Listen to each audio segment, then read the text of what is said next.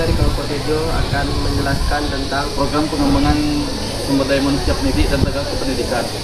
Selamat menyaksikan. Ini saya akan menjelaskan pengembangan sumber daya manusia, tenaga pendidik, dan kependidikan. Sumber daya manusia adalah kemampuan terpadu dari daya pikir dan daya fisik yang dimiliki individu. Sedangkan pengembangan sumber daya manusia, tenaga pendidik, dan kependidikan adalah meningkatkan kualitas sumber daya yang dimiliki pendidik melalui program pelatihan, pendidikan, dan pengembangan. Tujuan pengembangan sumber daya pendidik ini adalah untuk meningkatkan kualitas para pendidik atau manusia melalui program pendidikan dan pelatihan untuk mencapai tujuan lembaga pendidikan. Adapun manfaat pengembangan sumber daya pendidik yaitu meningkatkan produktivitas, terwujudnya hubungan yang serasi, dan meningkatkan semangat karya para pendidik dan tenaga pendidik. Adapun program pengembangan sumber daya pendidik yaitu yang pertama pengembangan secara formal dan yang kedua secara informal. Perencanaan pengembangan sumber daya manusia, bisa disingkat dengan SDM. Pendidik dan tenaga kependidikan merupakan konsep penting dalam dunia pendidikan. Berikut ini adalah beberapa poin penting yang dapat dipahami. Yang pertama, konsep ini mencakup kegiatan analisis dan peramalan atau proyeksi kebutuhan tenaga pendidik dan kependidikan, seperti inventarisasi SDM, koreksi pendaftaran peserta didik baru, dan peninjauan sasaran atau tujuan lembaga pendidikan. Proses ini diakhiri dengan peramalan SDM.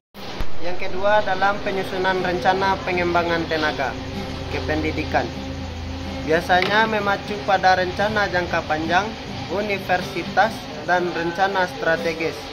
Bisa dibilang dengan Renstra.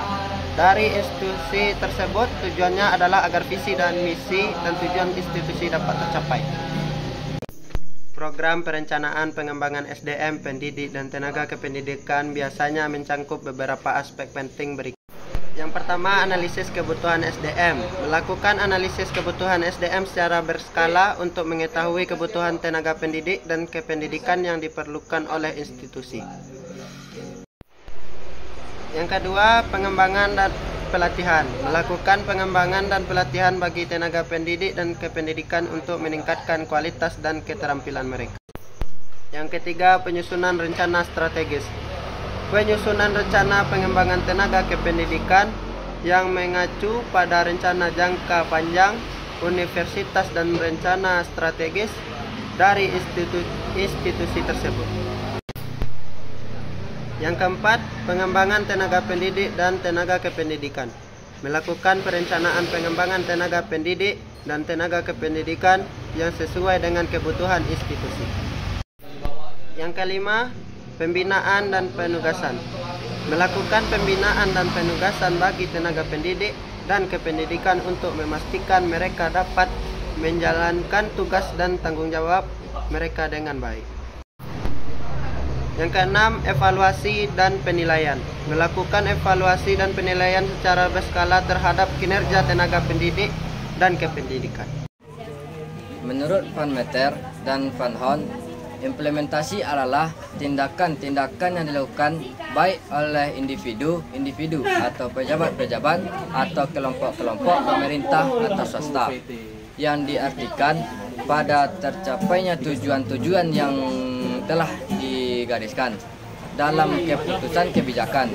Secara sederhana, implementasi bisa diartikan pelaksanaan atau penerapan. Browns dan